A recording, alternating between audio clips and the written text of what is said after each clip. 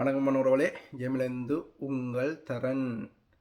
இதில் மிக முக்கியமாக தமிழாக்கள் இந்த ரெண்டு எட்டு நிகழ்வுக்கு பிறகு 3 பேர் தங்களை அடையாளப்படுத்தியிருக்கணும்.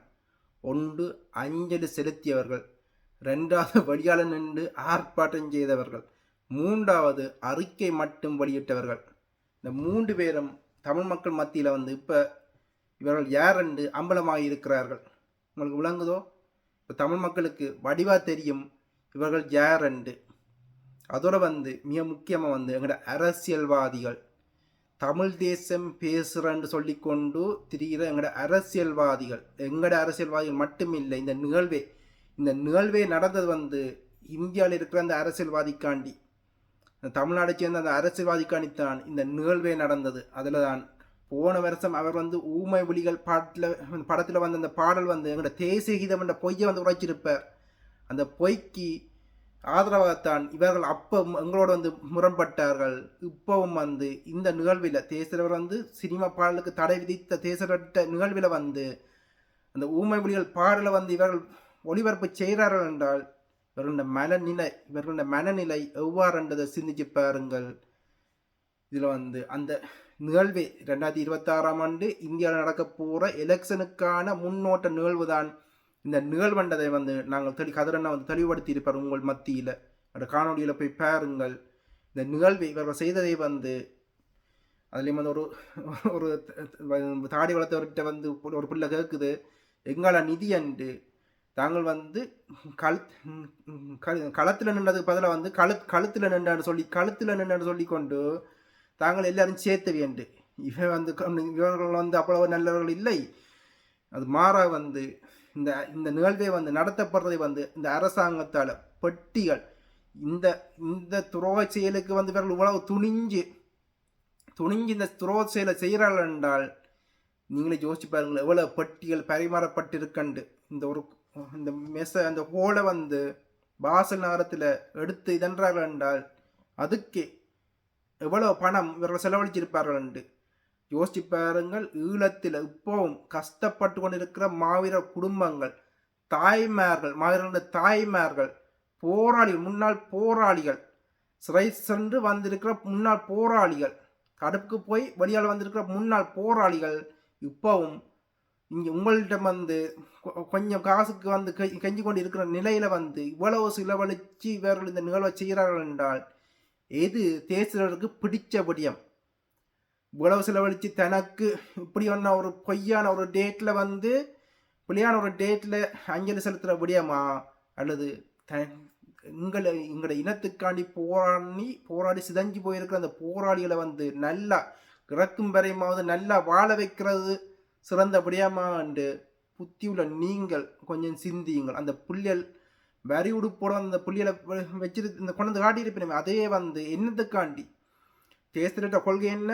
எங்களோட எதிர்கால சந்ததி நல்லா இருக்கணும், நிம்மதியாக இருக்கணும்னு தான் எங்களோட தேசிய கொள்கை. மாறா வேணுமண்டே அந்த புள்ளியல்கிட்ட வரி உடுப்பு போட்டு இந்த எதிர்ப்பு அந்த புள்ளியல் மீது விமர்சனத்தை வீசணும்ன்றதுக்காண்டி இந்த வேலையை இவர்கள் செய்திருக்கிறார்களே, வேணுமென்று செய்திருக்கிறார். இந்த வரி உடுப்புண்ட மகிமை தெரிஞ்சவர்கள் அதில் கொஞ்சம் பேர் இருக்கணும். அதுக்குள்ளே அந்த கட்டமைப்பு போலி என்றாலும் அதுக்குள்ளே உண்மையான போராளிகள் கொஞ்சம் பேரும் அதுக்குள்ளே இருக்கணும்.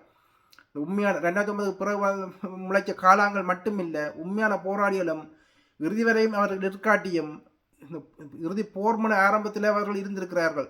இந்த இறுதி போர் ஆரம்பிக்கும் போது அவர்கள் இருந்திருக்கிறார்கள். அப்படி இருந்தவர்கள் அதில் இருக்கிறார், தளபதிகளாக பயணித்தவர்கள் அதில் இருக்கிறார்கள். அவர்களுக்கு அந்த வரியின் மகிமை தெரியும், அந்த மகிமை என்னன்னு தெரியும்.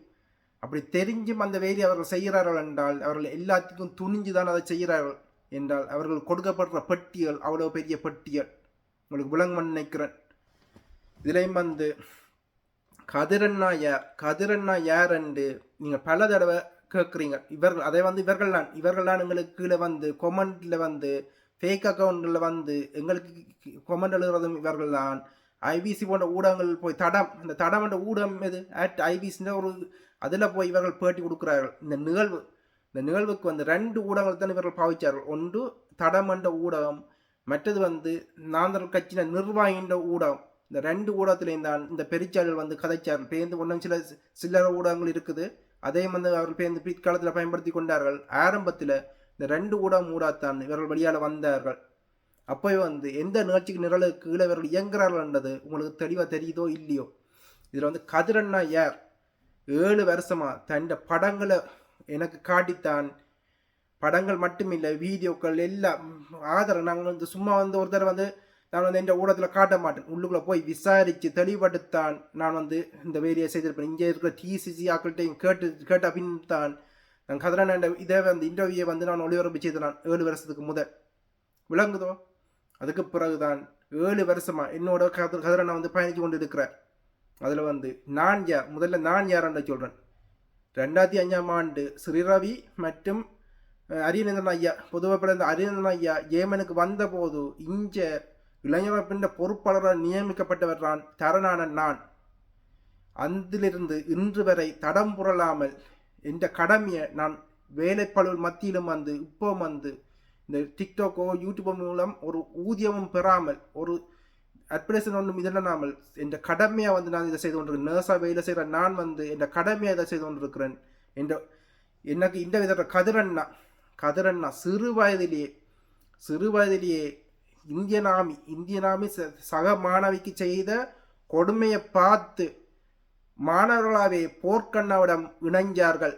மாவீரர் போர்க்கண்ணாவிடம் வந்து இணைஞ்சவர்கள் தான் கதிரண்ணா. சிறு வயதிலேயே பேந்து தேசலர் கதிரண்ணோட திறமையை கண்டு தனக்கு பக்கத்திலே வச்சு கல்வி ஊட்டி இறுதி போர்முனைன்ற விசேட அணியின் பொறுப்பாளராக நின்று மே 17 வரையும் இறுதி வரையும் 2009 மே 17 வரையும் களத்தில் நின்று எப்படி ஒரு மரத்தை நீங்கள் பிளந்தீங்கன்னா எப்படி ரெண்டா பிளவுக்குமோ அப்படி சிதைஞ்சு போய் இருக்கிற நேர்மையான முன்னாள் போராளி தான் கதிரண்ணா வந்து தேசரோட வளர்க்கப்பட்டு காத்தாங்குடி படுகொலை அந்த இதில் வந்து அந்த அணியை தேசரோட அனுப்பினார் விசாரிக்க சொல்லி அந்த அணியின் ஒருவராக பயணிச்சவர் தான் கதிரண்ணா. அப்போது வந்து வினோதன் அண்ணாவோட ஏந்தன்மணி வினோதன் அண்ணாவோட கிழக்கு மாநிலத்தில் அவற்றை பயணத்தை பற்றி கதிரண்ணா விவரிச்சிருப்பார். நீங்கள் போன காணொலி பார்த்தீங்கன்னா அது வந்து இலவான பயணம் இல்லை, எவ்வளோ நாள் எடுத்தது, நீண்ட பயணம் என்றும்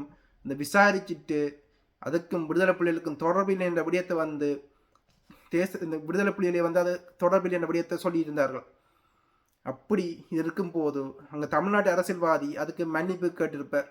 அதுக்கு பொங்கித்தான் நாங்கள் 6 வருஷத்துக்கு முதல் இந்த காணொலியை போட்டிருப்போம். அந்த எங்களுடைய யூடியூப் தளத்தில் இருந்தது, இப்போ இல்லை, எங்கேயும் சுற்றி கொண்டிருக்கும், அந்த காணொலியில் வந்து சுற்றி கொண்டிருக்கும்.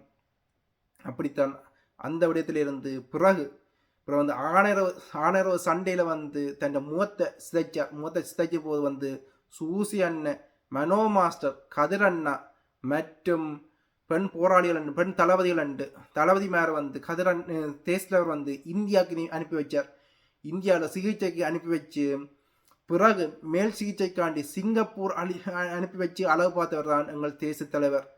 அப்படி பேர்ந்து நீதித்துறை நிர்வாகத்துறை பொறுப்பாளர் பராண்ணோட வந்து சுவிஸுக்கு அனுப்பி வைக்கப்பட்டும் அளவு பார்க்கப்பட்டார் கதிரண்ணா. இறுதிப்பூரில் தளபதியா இருந்து தன் கடமை இதண்டு சிதைஞ்சு போயிருக்கிற கதிரண்ணாவிடம் வந்து இந்த இவர்கள் நான் வந்து எழுதுவார்கள், கொமெண்ட்ல வந்து எழுதுவார்கள், நீ ஏன் குப்பி குடிக்கேரி என்று. விளங்குதோ?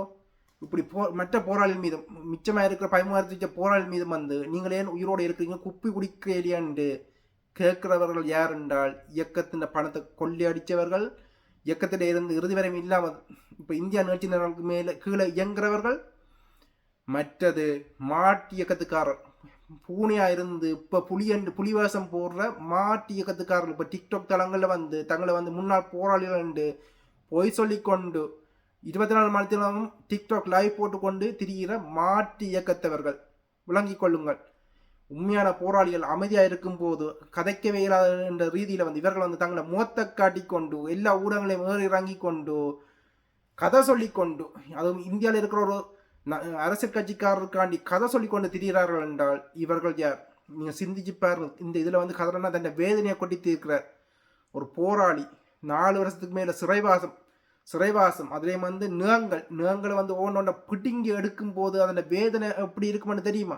கால் விரல்கள், கால் நிகங்கள், கை நிகங்கள் இப்படி என்று எத்தனை சித்திரவதை 4 வருஷத்துக்குள்ள உண்மையில அறிகிறதுக்காண்டி சிங்களவன் செய்திருப்பான்னு கொஞ்சம் சிந்திச்சு பாருங்கள். அந்த சித்திரவதைகளையும் தாண்டி வெளியால வரும்போது அவர்கள் பயிரோட போகும்போது அண்ணா அண்ணான்னு பெண் போராளிகளும் ஆண் போராளிகளும் வந்து சுத்தி நிற்கிற இதெல்லாம் வந்து வெளியால அவர் யோசிச்சு பாருங்க. கதிரண்ணா சரியான வெளியால வர்றார். அவற்றை குடும்பத்தை தவிர வேறு யார்?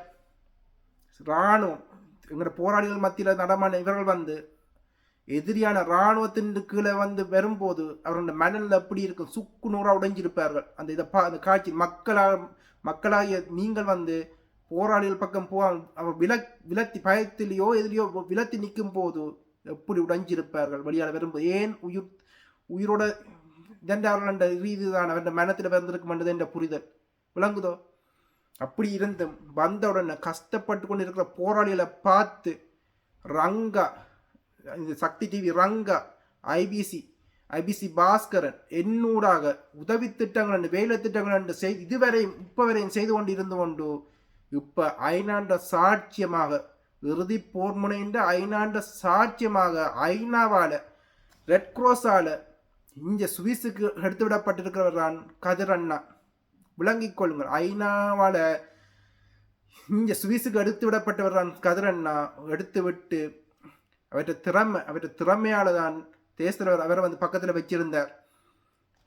அப்படி கதிரண்ணா வந்து தன்னை வந்து வெளிப்படுத்தாட்டியும் என் முகத்தை காட்டித்தான் கதிரண்ணா வந்து இங்க வந்து உங்கள் மத்தியில உரையாடி கொண்டிருக்கிறார். அவர் ஃபேக் அக்கௌண்ட்ல ஒன்றும் கதைக்கையில என் மூலம்தான் உங்கள் மத்தியில் அவர் உரையாடி கொண்டிருக்கிறார். அவர் மட்டுமா போராளி? அவர் மட்டுமா இறுதி கட்டத்தில் நின்றது? அவற்றை அணியும் அவற்றை துணவியாரான நிவேதியாக்காவும் சோதியா படியணி நிவேதியாக்காவும் அவற்றை துணை அவர்கள் அந்த குடும்பத்தோடு தான் அவர்கள் பிள்ளைகளோடு தான் நான் வாழ்ந்து கொண்டிருக்கிறேன். அவர்கள் சொல்ற இதைத்தான் இப்போ உங்கள் மத்தியில் நான் கடத்தி கொண்டிருக்கிறேன். இவர்கள் பொய்யர்கள் வந்து எவ்வளவு பொய் சொல்லியும் இப்போ அம்பலமாக இருக்கிறார்கள். நாங்கள் 7 வருஷமா உங்களுக்கு உண்மையை கடத்தினோம். ஆனால் நீங்கள் பொய்யர்கள் பின்னால் தான் போய் இருந்தீங்கள். நாங்கள் எங்களோட கடமையை நாங்கள் இப்போவும் செய்து கொண்டிருக்கிறோம். உண்மைகள் எங்களோட வரலாறு வந்து உண்மையாக இருக்கணும். அந்த தேடல் என்னட்ட இருந்தது. எங்களோட வரலாறு முள்ளிவாய்க்காலில் என்ன நடந்த அந்த தேடல் என்னட்ட இருந்தபடியத்தான் நான் அந்த ரீதியில் நான் பயணிக்கிறேன். அந்த உண்மையில வந்து உங்களுக்கு கடத்தி இருக்கிறேன். அதை நீங்கள் எப்படி பயன்படுத்தி கொண்டிருக்கீங்களன்றது உங்களோட கையில் இருக்குது. ஆனால் ஒரு போராளியா இந்த இனத்தை பார்க்கும்போது எனக்கு எப்படி வேதனை இருக்கோ அதையும் பார்க்க வேதனை வந்து போராளியா உங்களுக்காண்டி தங்களை அர்ப்பணித்தவர்கள், உங்களுக்காண்டி தங்களோட வாழ்க்கையை அர்ப்பணித்தவர்கள் இப்போ வந்து சிதஞ்சிருக்கிறவர்கள் தங்களோட வேதனையை வந்து உங்களுக்கு இப்பவும் வந்து என்ன ஊடக வந்து உங்கள் எதிர்காலத்தை பற்றித்தான் அவர்கள் வந்து கதைச்சு கொண்டிருப்பார்கள். தங்கள் சுயநலத்துக்காண்டி அவர்கள் இதென்றால் தங்களை முகத்தை காட்டி வெளியால வந்து உங்களை வச்ச பிழைப்பு நடத்துவார்கள். மாறாக வந்து ஒதுங்கி தங்களோட தங்களோட சொந்த உழைப்பில் வாழ்ந்து கொண்டு இப்பவும் வந்து உங்களோட நிலத்துக்காண்டி எங்களோட அடுத்த சந்ததியின் நிலத்துக்காண்டி கதைச்சு கொண்டிருக்க நாங்கள் உங்களை விட்டு விலகி போக மட்டும் தான் நாங்கள் நெச்சு பொதுவாக விடயத்திலேயே நீங்கள் செய்த விடயத்துக்கு பிறகு வறுத்து போச்சு என்றாலும் வந்து இப்போ மீண்டும் வந்து நாங்கள் இதென்ற லைவ் போட்டு நேரில் போட்டு உங்களுக்கு மத்தியில் வந்து கருத்துரை செய்கிறோம் என்றால் அது எங்களோட ரத்தம். அதை வந்து நீங்கள் மற்ற நாட்டுக்கும் எங்கேயோ தாரவாத்து கொடுத்தீங்கள் என்றால் நீங்கள் செய்கிற பாவம் இப்படிப்பட்டது. நீங்களே உங்கள் மத்தியில் இதில் வந்து யாரெல்லாம் அந்த தமிழ்நாட்டு அந்த அரசியல்வாதியை வந்து நல்லவர் வல்லவர் எங்களுக்கான கதைக்கிறவர் என்று உருட்டி கொண்டு வருகிறார்களோ அவர்கள் எல்லாம் இனத்தின் பாரிய துரோகிகள் வந்து மனதில் வச்சுக் கொள்ளுங்கள். இதில் வந்து கதிரண்ணா நேற்று 2ஆம் தேதி நடத்தின நேரலைன்ற மிச்சம் இதில் கேளுங்க. கொண்டு போகிறீர்களே தவிர உங்கள் வாழ்வியலை அல்ல. நீங்கள் ஒரு அரசியலை அவர்களோடு சேர்ந்து நீங்கள் கட்டி எழுப்ப வேண்டும் என்றால் 16 ஆண்டுகளில் நான் இங்கே யாரையும் கண்டவர்கள் அல்ல. ஒரு தமிழ்நாட்டுக்காரரை நீங்கள் யாழ்ப்பாணத்தை சேர்ந்த நீங்கள் திருமணம் செய்து கொண்டு வந்து வச்சிருக்கிறீங்க நான் பார்க்கல. அங்க நீங்க ஒரு மாப்பிள்ளை எடுத்து வந்து வச்சிருக்கேன்னு நான் பார்க்கல. பின்ன எதற்கு இந்த நாடகம்? அப்ப அந்த நிகழ்ச்சிகளுக்குள் நிற்கிறீர்கள் கதையின் பார்வை. நான் தெளிவா சொல்றேன். ஒன்று உலகத் தமிழரா தேசிய தலைவரை கொண்டு வந்து நிறுத்துகின்ற போதே நீங்கள் எல்லாம் மிக கோமாளிகளாக நான் உங்களை எல்லாம் பார்க்கின்றேன். அண்ணா என்று தேசிய தலைவரை அழைத்த வாயால் தமிழ்நாட்டு சீமானை அழைக்கின்ற போதே எங்களுடைய இங்கே எல்லாம் சாகடிக்கப்பட்டது உளவுத்துறை. கதிரண்ணா நிம்மதியக்காவோட வாழ்ந்து கொண்டு அந்த குடும்பத்தோடு வாழ்ந்து கொண்டிருக்க நான் அவர்களை பார்க்கும்போது அவர்கள் எப்படி இறுதி பொருள் நின்றவர்கள் எப்படி சிதைஞ்சு போயிருக்கிறார்கள், இந்த அஞ்சல் செலுத்துகிறவர்கள் எப்படி துள்ளி குதித்து ஓடி திரிகிறார்கள் என்றதையும் வந்து நீங்கள் பாருங்கள். அப்போவே இவர்கள் யார் என்று உங்களுக்கு விளங்கும் என்று உங்களுக்கு புத்தி இருக்குத்தானே, இறைவன் என்றவர் உங்களுக்கு புத்தியை படைச்சிருக்கிறதானே, அந்த புத்தியை பாய்ச்சாலே இவர்கள் யார் என்று உங்களுக்கு அடையாளம் தெரியும் நம்புகிறேன். இதில் மட்டும் இல்லை, இந்த வரலாற்று மையம் அரசுத்துறை அதில் மட்டும் இல்லை, இங்கே அரைக்க விட்டு அந்த குழுக்குள்ளே வந்து கணக்க போலியல் உள்ளுக்குள்ளே பூந்திருக்கிறார்கள். அவர்களும் தான் இந்த குழப்ப வேலை செய்து கொண்டிருக்கிறார்கள். அவர்களும் மிக விரைவில் வந்து அம்பலமாவார்கள். நடவடிக்கையா என்பதை நாங்கள் பார்க்கின்றோம். ஒரு களமுனையில் நின்ற போராளிகளை சாகவில்லை, நீங்கள் இறையை குப்பி கடிக்கவில்லை என்று சொல்லுகின்ற உங்களுடைய மாண்பை பார்த்து நாங்கள் வியந்து நிற்கின்றோம். உங்களுக்காகவா நாங்கள் எல்லாம் எங்களுடைய வாழ்க்கை காலத்தை தியாகம் செய்தோம் என்று. உங்களை நாங்கள் இழுத்தவர்கள் கிடையாது. ஆனால் எங்களுடைய அண்ணாவினுடைய வளத்தில் களமுனையில் நின்று கால்களையும் கைகளையும் இழந்த போராளிகள் பிச்சை எடுத்தார்கள். ஒரு குறிப்பிட்டவர்கள் வாருங்கள், பழையை பிடிக்கப் போகின்றான் வாருங்கள், ஆணையரவை பிடிக்கப் போகின்றான் வாருங்கள், இந்த கிளிநொச்சிக்கு அடுத்த மாதம் வரப்போகின்றான் வாருங்கள், பூநகரியை பிடிக்கப் போறான் வாருங்கள். யார் வந்தீர்கள்? அப்ப நீங்கள் எல்லாம் உங்களோட சொந்தங்கள் பந்தங்கள் எல்லாம் அங்கே இருந்த 5 லட்சத்துக்கு மேற்பட்ட மக்கள் அவர்கள் உயிரோடு வாழ வேண்டும். இந்த போரும் வாழ்வும் என்று இருந்த போராளிகள் இறுதியில் தங்களுடைய தலைமை படம் என்ன செய்தது என்று திக்குமுக்காடிய அந்த நிமிடங்களில் அவர்கள் எடுத்த முடிவெல்லாம் என்று உங்களுக்கு தப்பாக இருக்கிறது. அவர்களை விமர்சிக்கிறீர்கள். நான் எனக்காக பேசியவன் கிடையாது. நான் எப்போதும் தேசிய தலைவர் அவர்களோடு இருக்கின்ற எந்த ஒரு விடயத்தை நான் பயன்படுத்தக்கூடாது நினைக்கின்ற ஒரு மனிதன். உங்களால் தான் அந்த படம் கூட நான் வெளியிட்டிருக்கின்றேன். ஓரளவு உங்களுக்கு புரியும். சிறு வயதில் அவற்றை படத்தை வந்து வெளியிட்டிருந்த லைஃப்பில் வந்து கதைக்கும் போது அந்த படத்தை வெளியிட்டு தான் நான் கதிரனை கதைச்சிருந்தார். அதுவும் வந்து இவ்வளோ ரிஸ்க்கான விடயம் ஏன் செய்கிறார் என்றால் தான் கதைக்கிற இவ்வளவாளம் விரல் வந்து கேட்கும் போது அவர் வெளியிடையில் ஏன் கதை வெளியிட்டார் என்றால் எங்களோட அடுத்த சமுதாயம் நாங்கள் கருத்து சொல்லும் போது அது நம்பிக்கை ஊட்டணுன்றதுக்காண்டி தான் அவர் வெளியிட்டிருந்தார். உங்களுக்காண்டி இந்த இவ்வளவு 7 வருஷமாக கேட்கும் போது அந்த படத்தை நீங்கள் பார்த்தாலே அது எந்த அணி கருப்பு சட்டை அணிஞ்ச அந்த அணி எந்த அணி என்று உங்களுக்கு விளங்கும். அப்போ சின்ன வயதிலேயே அந்த யோசிச்சு பாருங்க. என்ன அணியில் இருந்திருக்கின்றோம், என்ன வேலை திட்டங்களை செய்கிறோம், உங்களால் புரிய முடியும். நீங்கள் அவ்வளவுக்கு குழந்தை கிடையாது. நான் உயிரோடு இருப்பதாலும் நான் பேச வரல. அது என்னுடைய சொந்த விருப்பம். என்னுடைய மாமனிதருக்கு என்னால் முடிந்த அளவு என்ன செய்ய வேண்டுமோ அது 17ஆம் தேதி வரை நான் செய்வேன் என்று போராடிக்கிறேன். என்னுடைய மண்ணுக்காக, நான் பிறந்த மண்ணுக்காக, என்னுடைய சந்ததிக்காக நாங்கள் போராடி இருக்கின்றோம். அந்த மன திமுறோடு நாங்கள் சொல்லுவோம். நான் மற்ற போராளிகளுக்காக பேசிக் கொண்டிருக்கிறேன். அப்பாவி போராளிகள் இருக்கின்றார்கள். களமுனையில் நின்று சொன்னதை செய்துவிட்டு அவர்கள் கொடுத்த டார்ச்சர் எல்லாம் சிங்கள இராணுவம் செய்த விடயங்கள் எல்லாம் தாங்கிக் கொண்டு வந்து நான் நீ என்று ஒருவரிடம் போகாமல் யாரிடம் கையேந்தாமல் நாளாந்தம் ஏதோ ஒரு தொழில் செய்துவிட்டு தங்களை வாழ்ந்து கொண்டிருக்கின்ற எங்களுடைய போராளிகள் இருக்கின்றார். அதான் நாங்கள் யாரையுமே இறக்காமல் ஒருவராக வந்தாங்க அங்கே நிற்பது நாங்கள் அதற்குத்தான். என்றால் உங்களை பற்றி எங்களுக்கு தெரியும். ஒரு உதவி திட்டம் கேட்டாலே 100 முறை அவர்களின் குடும்பங்களின் படங்களை போட்டு போட்டு போட்டு போட்டு இந்த மனமெல்லாம் அவ்வளவு காயமா இருக்குது ஐயா. இந்த தரண்ட ஊடகத்தை விட நான் பேசாம நீங்க யாரையா பேசி இருக்கிறீங்க? அதையா எனக்கு வலிக்குது, உங்களுக்கு வலிக்கல. எந்த டிஎன்ஏ ஐயா நீங்கள் எல்லாம். அதான் நாங்கள் யாரையுமே இறக்காமல் ஒருவராக வந்தாங்க அங்கே நிற்பது நாங்கள் அதற்குத்தான். என்றால் உங்களை பற்றி எங்களுக்கு தெரியும். ஒரு உதவி திட்டம் கேட்டாலே 100 முறை அவர்களின் குடும்பங்களின் படங்களை போட்டு போட்டு போட்டு போட்டு இந்த மனமெல்லாம் அவ்வளவு காயமா இருக்குது ஐயா. இந்த தரண்ட ஊடகத்தை விட நான் பேசாம நீங்க யாரையா பேசி இருக்கிறீங்க? அதையா எனக்கு வலிக்குது, உங்களுக்கு வலிக்கல. எந்த டிஎன்ஏ ஐயா நீங்கள் எல்லாம். நான் இந்தியாவுல பிறந்தவன் கிடையாது. அப்படின்னா நீங்க இந்தியாவுல பிறந்தீங்களோ? இந்தியாவுல போய் நிக்கிறீங்க அதுக்குள்ள. அப்ப நீங்க இந்தியாவுல பிறந்திருக்கணும். உங்களோட வம்சம் இந்தியாவா இருக்கணும். நீங்க தகுல தமிழன் ஏமாத்துறீங்க. நாங்கள் 6 தியாகங்களை களவெடுக்கிறவர்கள் நாங்கள் கிடையாது. எங்களுடைய தலைமைத்துவத்தினுடைய பண்பும் அது கிடையாது. எங்களுடைய தலைமைத்துவம் அப்படி வளர்த்து அவர்கள் ஒரு மொழியை பேசுகின்றார்கள், அவர்களுடைய தொப்புள் கொடி உறவு, அவர்களுடைய அன்பு எங்களுக்கு வேண்டும். அபகரிப்பது அன்பு அல்ல, தியாகங்களை அபகரிப்பது அன்பு அல்ல. அது மனதில் இருந்து வர வேண்டும். ஈழத்தமிழனுக்கு உதவி செய்ய வேண்டும், ஈழத்தமிழனுக்காக போராட வேண்டும், ஈழத்தமிழனுக்காக எப்படியெல்லாம் நாங்கள் அவர்களுக்கு உறுதுணையாக இருக்க முடியுமோ அப்படி இருக்க வேண்டும் என்கின்ற எண்ணம் பெற வேண்டும். ஆனால் இன்று வந்திருக்கின்ற இந்த கோமாளி நான் தமிழர் கட்சிக்கும் சீமானவர்களுக்கும் சம்பந்தம் கிடையாது. அது ஒரு அரசினால், பல அரசினால் உள்ளிட்டு பல நடவடிக்கைகள் தமிழர்களின் முன்னேற்றத்தை சிதைக்கின்ற வேலையைத்தான் செய்து கொண்டிருக்கிறார்.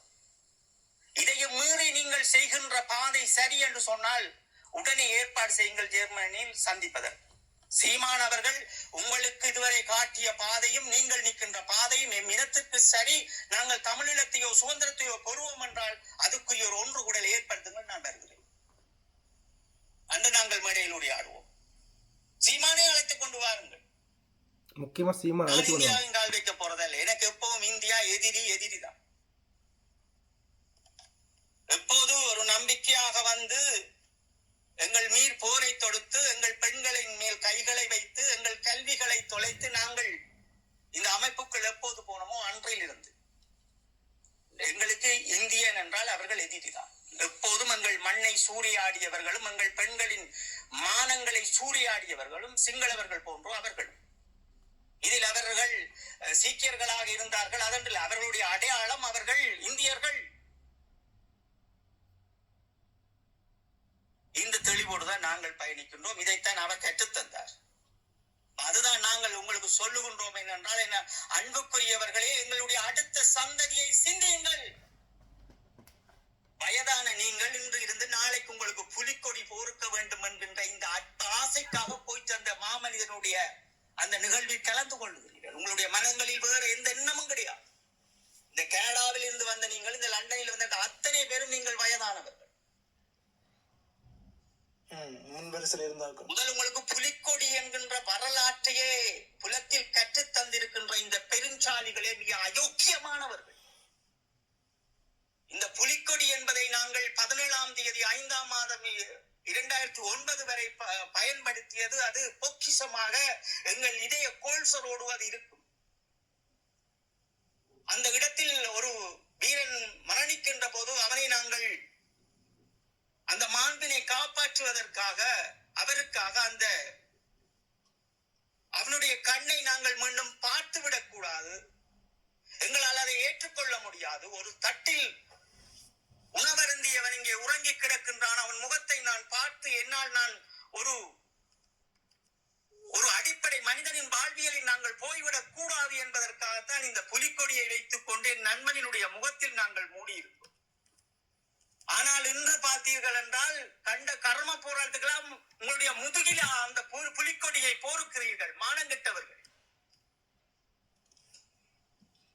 புலிக்கொடியினுடைய அர்த்தம் தெரியாமல் உன்னுடைய அப்பாவும் அம்மாவும் சித்தப்பாவும் சித்தப்பனும் வளர்த்து வைத்திருக்கின்றான் உண்மை. மானங்கெட்ட கூட்டம். இதற்குள் நீங்கள் எல்லாம் தேசிய தலைவருக்கு வீர வணக்கம் செலுத்துகின்றீர்கள். நான் ஒரு கோழையாய், ஒரு அன்புக்குரிய ஒரு இந்த மாவீரனுடைய முகத்தை அதால் மூடுவது நாங்கள் களமுனையில். அதுதான் இசை நிகழ்ச்சி அல்ல. அதை பார்த்து மனதில் இருக்கின்ற அந்த வரி நான் அழுதினால் அது குறைந்து விடும் என்பதற்காக அந்த முகத்தை பார்க்க கூடாது என்றதுக்காக அந்த மரியாதையை செய்கின்ற நாங்கள். ஒரு வீரனுக்காக பொறிக்கப்பட்ட அந்த புலிக்கொடி இன்று உங்கள் முதுகிலும் ஆட்டம் போட்டம் அறகுறையாக ஆடுவதற்கு உங்கள் இல்லங்களிலும் கேட்டால் தேசியம் தமிழீழம் நாட்டை விட்டு ஓடி வந்து அயல் நாட்டில் பிச்சை எடுத்து அவனிடம் அகதி தஞ்சம் கூறி வாழ்கின்ற இந்த ஈழப்பிறவி, இந்த ஈழத்தமிழன் எந்த ஒரு அருகதையுமற்றவன், தன்னுடைய மண்ணையும் காக்க தன்னை மாற்றிக்கொள்ளாத ஒரு கோழை, தனக்காக மடிந்தவர்களையும் மதிக்க தெரியாத கோழைகளாக இருந்து கொண்டு அந்த மாமனிதை தொடுவதற்கு உங்களுக்கு என்ன யோக்கியதை இருக்கிறது? ஏதாவது நீங்கள் ஒரு விடயம் செய்திருக்க வேண்டும். எங்கள் மனங்களையும் அந்த மாமனிதரை தொட்டு நான் அதற்கு நிறைவு செய்வதற்கு, அந்த மாமனிதரை விளக்கேற்றுவதற்கு உங்களுக்கு என்ன தகுதி இருக்கிறது? அதை நான் திருப்பி உங்களுக்கு சொல்லுகின்றேன், உங்களை நீங்கள் மாற்றிக் கொள்ளுங்கள். இல்லையே நீங்கள் அழிந்தே போவீர்கள். அதில் எந்த மாற்று கருத்தும் வேண்டாம். என் இனத்தை சுற்றி என்ன நடக்கிறது என்பதை புரிந்து கொள்ளாத இந்த இனம் எப்படி நீங்கள் உங்களை சுற்றி என்ன நடக்கிறது என்பதே உங்களுக்கு புரியவில்லை. உங்களுக்கு ஒரு புலிக்கொடியை எப்படி பயன்படுத்துவது என்பதும் கற்றுத்தரவில்லை. ஒரு மாவீர நாளை எப்படி அதை செய்வது என்பதும் தெரியவில்லை. அந்த மாவீர நாளுடைய அர்த்தமும் தெரியவில்லை. தேசிய தலைவர் அவர்களுக்கு பிறந்த நாள் வருகின்ற போது கேக்கு வெட்டுகின்ற இதே கூட்டம் தான் மாவீர நாளுக்கும் ரோலையும் இதையும் வேண்டி குடித்து விட்டு ஆடம்பரங்களை செய்துவிட்டு இந்த கேவலமான வேலையை அறிக்கை கூட்டம். அப்பதான் நீங்கள் உங்களுக்கு வழிகாட்டியவர்கள் தவறாக செய்கின்றார்கள், தவறாக வழி நடத்துகின்றார்கள் என்பதால் தான் நாங்கள் மீண்டும் மீண்டும் உங்களுக்கு ஒரு செய்தியை சொல்லுகின்றேன். கதிராகிய நான் தயவு செய்து இனியாவது அடுத்த தலைமுறையினுடைய அரசியலில் யாராவது நின்று குறுக்க நின்று கொண்டு நீங்கள் ஓடிக்கொண்டு நின்றீர்கள் என்றால் அது உங்களுக்குத்தான் வினையாக முடியும் என்பதை நாங்கள் மீண்டும் மீண்டும் சொல்லுகின்றோம். ஒரு மாமனிதரை தொட வேண்டும் என்றால் அதற்கு உங்களுக்கு ஜோக்கியதையாக உங்களை வளர்த்துக் கொள்ளுங்கள். நீங்கள் பெரும் கொம்பன் கிடையாது. எங்களுக்கு நீங்கள் பட்டம் சூட வேண்டும் எங்களுடைய போராளிகளுக்கு என்கின்ற இந்த நிமிடத்தை கலைந்தறியுங்கள். மாமனிதரை தொட வேண்டும் என்றால் அதற்கு உங்களை வளர்த்துக் கொள்ளுங்கள் என்றுதான் சொல்லுவோம். நீங்கள் செய்ய வேண்டாம், நீங்கள் ஒன்றை உருவாக்குங்கள், எல்லாத்தையும் சரி செய்யுங்கள், சரி செய்து விட்டு செய்யுங்கள். மாவீர நாள் இப்படித்தான் செய்வது, புலிக்கொடியை இப்படித்தான் பயன்படுத்துவது, கண்ட காசு சேர்த்தவனுக்கும் புலிக்கொடி பொறுப்பதல்ல, எப்பயோ நாட்டை விட்டு ஓடி வந்தவனுக்கும் புலிக்கொடி பொறுத்து தளபதி பட்டம் கொடுப்பதல்ல என்ற விடயங்களை கொண்டு வாருங்கள். எவன் ஒன்று செய்தாலும் அவன் நீ உன்னோட உண்மை இருந்தால் எதற்காக மற்ற மாவீரர்களோடு ஒருவரை கொண்டு வந்து நினைக்கும் போது எதற்காக நீ தட்டிக்க கவலை? உன்னோட உண்மையிலே நீயே ஒரு போலி, அதனால் உனக்கு அந்த போலி தெரியவில்லை. ஒரு நாட்டுக்காக ஒருவர் தன்னை அர்ப்பணிக்கின்றார் என்றால் அது 17ஆம் தேதியோடு எல்லாம் முடிபட்டது. தமிழ்ல விடுதலை புலிகளுடைய அத்தியாயங்கள் எங்களுக்கு முடிபட்டது. அதற்கு பிறகு நாங்கள் ஒரு சராசரி மனிதர். ஒரு அரசியலை கட்டெழுப்புவதற்கு நாங்கள் அதுக்கு முறையாக செயல்பட வேண்டியது. ஆனால் அந்த விடுதலை புலிகளுடைய மாண்பு அப்படியே இருந்திருக்க வேண்டும். அதனை நீங்கள் செய்கின்ற முறை, எங்களுக்கு ஒரு குழந்தை இருக்கிறது என்றால் அந்த குழந்தை இருந்தோ இல்லையோ, திருமணம் செய்தாலோ போனாலோ நாங்கள் அந்த மாண்பை தானே வைத்திருக்கின்றோம். இவர் கல்யாணம் செய்து விட்டு போனார் என்பதற்காக அல்லது அவர் நாட்டை விட்டு போனார் என்பதற்காக உங்களுடைய அம்மா அப்பா அந்த காணியை இன்னொருவரிடம் கையளிக்கவில்லை. எல்லாரும் யாழ்ப்பாணத்துல உங்களோட அம்மா அப்பா எல்லாம் செத்துட்டீங்க, நீங்கள் இங்க இருந்து உழைச்சிங்கள், சோசல இருந்து நல்லா வாங்கி திண்டுட்டு களவா வேலை செய்துட்டு இந்த கள்ள புத்தி அங்க கட்டியிருக்கிற வீடுதான் உங்களோட அம்மா அப்பாட வீடுகளையும் வேப்ப மரங்களையும் புளிய மரங்களையும் தரைத்து போட்டு அந்த ஈரப்பதத்தையும் அழித்து விட்டு அங்க மாடியை கட்டி வச்சிருக்கிறீங்க. அங்க யார் இருக்கிறா? சும்மா கிடையாது. இதைத்தான் நாங்கள் சொல்றோம் வேண்டாம், கொஞ்சமாவது உங்களோட பிள்ளைகளுக்கு நான் சிந்தனையை ஊட்டிட்டு எங்களோட மாமனிதன் மீது கைய வைக்கும். உங்களுக்கு எல்லாம் என்ன தகுதி இருக்குதுன்னு இன்றைக்கு தொட்டிங்கன்னு தெரியல. இதுக்குரிய விளைவுகளை நீங்கள் சந்திப்பீர்கள். எங்களுடைய இனம் தோற்கப்படுகின்ற போது, இன்னும் பிளந்தெழுகின்ற போது அதற்குரிய உறுத்துக்கள் இந்த 2ஆம் திகதி 8ஆம் மாசம் 2025 அதற்குரிய நடத்துனர்களும் அதற்குரிய விற்பனையாளர்களுமே இதற்கு பொறுப்பாக அவருடைய வம்சங்களாக ஆக்கப்படுவீர்கள். இவர்கள் மட்டுமில்லையா, இதற்கு அறிக்கை விட்டவர்கள் அதுக்கு முன்னால் ஆட்படைஞ்சவர்களும் இதுக்குள்ள அடங்குவார்கள். அறிக்கை விட்டவர்கள் யார் என்னும் ஆட்படைஞ்சவர்கள் யார் என்னும் மக்களுக்கு புரியும் நம்புறேன். சரி, அவர்களினுடைய என்னுடைய இன்றைய நாள் என்னுடைய வேதனைகளும் என்னுடைய வலிகளும் இதற்குள் இருக்கின்ற உண்மை விடயங்களை புரிந்து கொண்டு உங்களால் முடிந்த அளவு எவ்வளவு மாற்ற வேண்டுமோ அவ்வளவு மாற்றிக்கொள்ளுங்கள். கேட்டமைக்கு நன்றி. உங்களுடைய மன நோகும்படி நான் கதைத்தவன் அல்ல. ஆனால் என்னுடைய அந்த மாமனிதரை நீங்கள் தொடுகின்ற போது அது எல்லா தமிழர்களுக்கும் அடுத்தடுத்த தலைமுறை வருகின்ற போது நாங்கள் ஈழத் தமிழர்களினுடைய அடையாளத்தை சிதைப்பதுதான் இங்கே பிரச்சனை. இந்த ஜெயிலில் இருந்து வந்த பிறகு பார்த்து எங்கள் மனங்கள் எல்லாம் வலிக்குதை அளவுல புரிஞ்சுக் கொள்ளும். தமிழ்நாட்டில் இருக்கிறவர்கள் ஒரு பக்கம் எங்களுடைய அண்ணாவை அவ்வளவு கேவலப்படுத்தி கொண்டிருக்கின்றார்கள். நீங்களும் அந்த சொந்த மண்ணில் பிறந்து அந்த மாமனிதரை இவ்வளவுக்கு விற்கிறீர்களே, அதான் வலிக்குது எனக்கு. ஒரு இந்தியாவில் இருக்கிறவர்கள் திரையை பார்த்து வாழ்ந்த மனிதர்கள், அவர்கள் தங்களுடைய அரசியலுக்காக எங்களை அபகரிக்கின்றார்கள், எங்களுடைய தியாகங்களை எடுக்கின்றார்கள். சரி, கண்டும் காணாதமாய் விடுறீங்கள் என்று விட்டாலும் நீங்களும் அதை ஐயா செய்கிறீர்கள். வலிக்குது ஐயா. இந்த நிமிடம் இந்த வாய்ப்பை எனக்கு நீங்கள் உங்களுடைய ஊடகம் மூலம் எனக்கு வாய்ப்பளித்ததுக்கு நன்றி தரேன். இனியும் பேசினால் அது நல்லா இருக்காது, அவர்களுக்கும் நல்லா இருக்காது, எனக்கும் நல்லா இருக்காது. உங்களுடைய பணிக்கு மிக்க நன்றி. நாங்கள் ஒரு இளம் சமூகத்தை ஒரு மனிதனாக இருந்தாலும் நாங்கள் ஒரு இடங்களில் ஒவ்வொருவர்களாக தேர்வு செய்து எங்களுடைய கருத்துக்களை நாங்கள் பகிர்ந்தாலும் அதை நாங்கள் பெருமையா நினைக்கிறோம். ஒருவரோடு நின்றாலும் அது ஒரு மிக பெரும் சிறப்பாக நாங்கள் நினைக்கின்றோம். கண்டவர்களோட நின்று கண்ட கருத்துக்களை எல்லாம் எங்கள் மக்கள் மத்தியில் கொண்டு போய் ஒரு கேவலப்படுத்திருக்க பாரவர்கள் எல்லாம் ஆற பார்த்தாலும் தன்னுடைய ஏதோ கருத்துக்காக ஏதோ நேரங்களை கடத்துவதற்காக இந்த புலத்தில் ஒரு வேலை திட்டங்களை செய்யாமல் அந்த ஐக்கிய நாடுகள் சபைகளிலும் ஏதாவது ஒரு வேலை திட்டம் செய்யறவரோட சேர்ந்து நான் உங்களுக்கு என்ன செய்யறது, எங்கெங்கே போராட்டங்களை நான் உருவாக்கி தரணும், எங்கெங்கே எங்களுடைய கருத்துக்களை கொண்டு போகணும், எங்கெங்கே எங்களுடைய பிள்ளைகளுடைய பல்கலைக்கழகங்களில் இந்த கருத்துக்களை கொண்டு போகணும், எங்களுடைய இந்த நாள் வருகின்ற போதும் முள்ளிவாய்க்கால் வருகின்ற போதும் அதை நான் எங்கே கொண்டு போக வேண்டும், எங்களுடைய மாவீர நாள் வருகின்ற போது அதை எங்கே கொண்டு போக வேண்டும் என்கின்ற ஒரு வழிநடத்தலை நீங்கள் வழிநடத்தாமல் எங்களுடைய இனத்தை கட்டி எழுப்ப முடியாது. திருப்பியும் நாங்கள் சொல்லுகின்றோம், உங்களை சுற்றி இந்த வேலை எப்படி நாங்கள் 17ஆம் தேதிக்கு பிற்பாடு உங்களுக்கு பின்னப்பட்டிருக்கிறதோ அது தொடர்ச்சியாக பின்னப்பட்டுக் கொண்டே இருக்கும். முடிந்தால் இதை கலந்து எறிந்து விட்டு இந்த வலையிலிருந்து உங்களை இல்லை உங்களுடைய அடுத்த தலைமுறையை நீங்கள் கட்டி எழுப்பதற்கு மிகவும் அண்ணா செய்வது போன்று எங்களுடைய தலைமைத்துவம் செய்கின்ற போது, எங்களுடைய அந்த தலை மகன் செய்கின்ற போது, எங்களுடைய இராணுவ தந்தை முன்னின்று செய்கின்றது போன்று நீங்கள் அவருக்கான அந்த நன்றி கடனை கட்டி எழுப்புவதற்கு முதலில் ஒன்று சேருங்கள். இங்கே வேண்டாம், இங்கே விமர்சனங்கள் எதுவும் வேண்டாம், எங்கள் போராளிகள் மீது விமர்சனங்கள் வேண்டாம். எங்கள் போராளிகளை நின்று இந்த ஊடகங்களை விமர்சிக்கின்ற இந்த கோமாளிகளுக்கு நாங்கள் மீண்டும் சொல்லுகின்றோம், எங்களை போராளிகளை தொட நினைக்காதீர்கள். நீங்கள் வரும் பூனைகள், நாங்கள் புலிகள். நன்றி தர மிக்க நல்ல. இன்றைக்கு வந்து உங்களோட வேதனை, உங்கள் மனதில் இருக்க வலிகளை வந்து நீங்கள் கொட்டி தீர்த்திருக்கிறீங்க. அதுக்கு அதை வந்து நான் தடுக்க இயலாது. அது வலிகள், அது அங்கே களத்தில் இருந்தவர்கள் தான் அந்த வலிகள், இன்றைக்கு நடந்த கூத்துக்கு வந்து அந்த வலிகள் வந்து களத்தில் நின்றவர்கள் தான் அது தெரியும். அந்த இதில் வந்து என்னால் உணரக்கூடியதாக இருக்குது.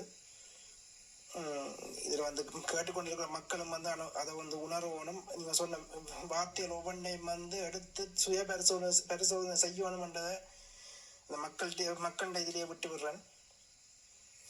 இது எல்லாம் நீங்கள் சொன்ன இதில் எல்லா வார்த்தைகளும் வந்து இந்த மக்களுக்கான சரியான வார்த்தைகள் தான் இருந்திருக்கு.